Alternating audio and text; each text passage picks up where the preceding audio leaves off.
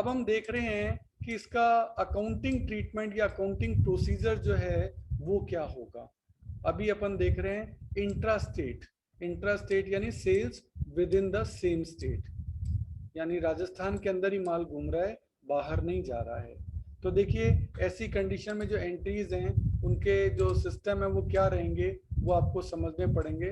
तो पुरानी cell purchase की एंट्रीज तो आपको सारी आती हैं, परचेज रिटर्न की, सेल्स रिटर्न की। तो एंट्रीज का बेस तो वही रहेगा, बेस तो आपका वही रहेगा। उसमें कुछ चीजें जो हैं वो आपकी और जुड़ जाएंगी, कुछ चीजें जो है वो और जुड़ जाएंगी, उनका आपको ध्यान रखना पड़ेगा।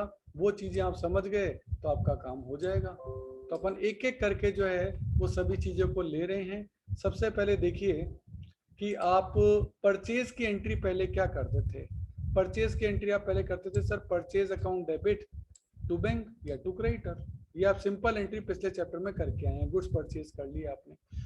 अब आपको रूल जो याद रखना है वो ये रखना है कि सर जब भी परचेज करेंगे तो गुड्स परचेज करते वक्त आपको टैक्स देना पड़ेगा। और क्योंकि अभी आप sales within the same state चल रहे हैं तो फिर आपको दो टैक्स पे करने पड़ेंगे, सीजीएसटी और एसजीएसटी। और जब आप परचेज करते वक्त टैक्स पे करते हैं तो उसका नाम होता है इनपुट। तो ये लगेगी इनपुट सीजीएसटी और ये लगेगी इनपुट एसजीएसटी। ये दोनों डेबिट हो गए, ये आप पे कर रहे हैं, ये आपका खर्चा है, ये मान के आप इसको अभी डेबिट कर रहे हैं क्योंकि आपको उनको पे करना पड़ रहा है। तो इस तरीके से अब एंट्री थोड़ी बड़ी हो गई, purchase account debit, input CGST account debit, input SGST account debit to bank. अब आपकी ये एंट्री हो गई। सेम इसी तरह से आपकी सेल की एंट्री भी हो जाएगी कि पहले आप सेल की एंट्री पिछले चैप्टर में करके आए थे, bank account debit to sales account या debtor account debit to sales account. लेकिन अब क्या होगा, जब भी आप सेल करेंगे तो आप टैक्स कलेक्ट करेंगे सामने वाली पार्टी से, उसको बोलते हैं आउटपुट टैक्स। तो यहाँ लिखेंगे to output CGST and to output SGST. तो आप देख रहे हैं कि परचेज के साथ टैक्स हमेशा डेबिट हुआ है, परचेज डेबिट होती है तो सीधा टैक्स डेबिट होता है। और सेल के साथ हमेशा टैक्स क्रेडिट हुआ है। परचेज के साथ जब टैक्स लिखते हैं तो वहां लिखते हैं इनपुट, और सेल के साथ जो टैक्स लिखते हैं उसको लिखते हैं आउटपुट। ये आपके डेबिट हुए हैं, ये आपके क्रेडिट हुए हैं। ठीक है, ये डेबिट जो आपके हुए हैं ये वास्तव में आपकी एसेट्स है, और ये आपने टैक्स कलेक्ट कर लिया, ये आपकी क्या है, लायबिलिटी है। और लायबिलिटी हमेशा क्रेडिट होती है, इसलिए आउटपुट टैक्स क्रेडिट हुए हैं। और ये आपकी एसेट्स है, इसलिए इनपुट टैक्स जो है वो आपके डेबिट हुए हैं। ये इस चीज का फंडामेंटल है जो कि आपको याद रखना पड़ेगा। अच्छा, क्योंकि sale within the same state हो रही है इसलिए टैक्स के दो पार्ट होंगे। इसलिए देखो सीजीएसटी भी डेबिट हुआ है और एसजीएसटी भी डेबिट हुआ है। सेल के वक्त सीजीएसटी भी क्रेडिट हुआ है और एसजीएसटी भी क्रेडिट हुआ है, क्योंकि मैंने आपको बता दी थी कि विद इन द स्टेट जब भी आपकी सेल होगी, ये देखो विद इन द स्टेट, तो आपके जीएसटी के दो पार्ट होंगे, एसजीएसटी और सीजीएसटी। इसलिए दो पार्ट के अकॉर्डिंग चल रही है, इसलिए आपको इसका ध्यान रखना पड़ेगा। चलिए आगे चलते हैं अपन। अब देखिए आप गुड्स को परचेज रिटर्न कर रहे हैं। परचेज रिटर्न की पहले तो पिछले चैप्टर में हमने एंट्री की थी creditor account debit to purchase return. अब परचेज रिटर्न क्या है, परचेज रिटर्न जो हमने परचेज किया था माल उसी का तो रिटर्न है। तो उस कंडीशन में जो इनपुट आपने डेबिट किया था उसको कैंसिल करने की बारी आ जाएगी। तो हमने जो डेबिट किया था उसी को आप उठा के यहाँ क्रेडिट कर देंगे कैंसिल करने के लिए। किस लिए क्रेडिट कर रहे हैं, कैंसिल करने के लिए।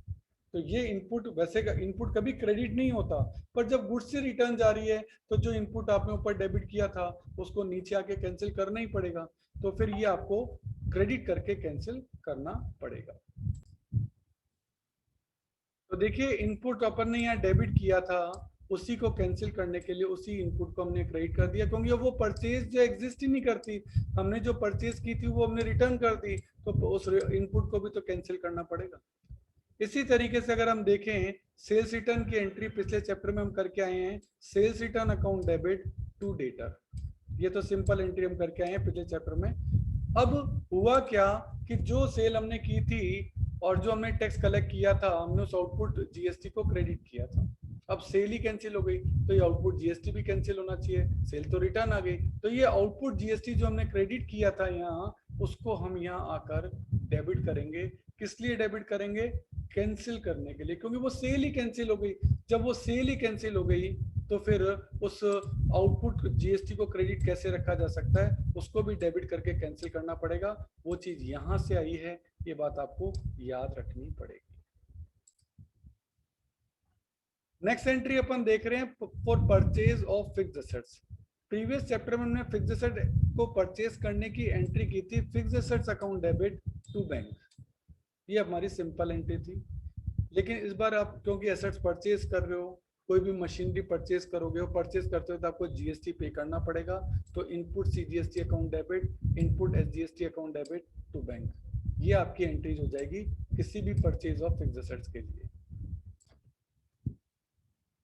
तो नई बात इस एंट्री में क्या है, ये टैक्स ही तो डेबिट, नई ये बात हुई है इनपुट, बाकी तो fixed assets account debit to bank ही कर रहे हो, बाकी नया कुछ नहीं है। नया जो है वो ये है, इसको आपको ध्यान रखना है।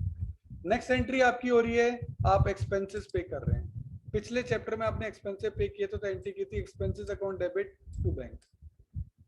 अब क्योंकि जो भी एक्सपेंस पे करेंगे तो साथ में जीएसटी पे करना पड़ेगा, तो इनपुट सीजीएसटी और इनपुट एसजीएसटी जो है वो आपके डेबिट होंगे। यानी इस एंट्री में भी जो नई बात आई वो ये वाली आई, बाकी सब चीजें पुरानी है। ये दोनों चीजों को डेबिट कर रहे हैं, इसका ध्यान रखना है।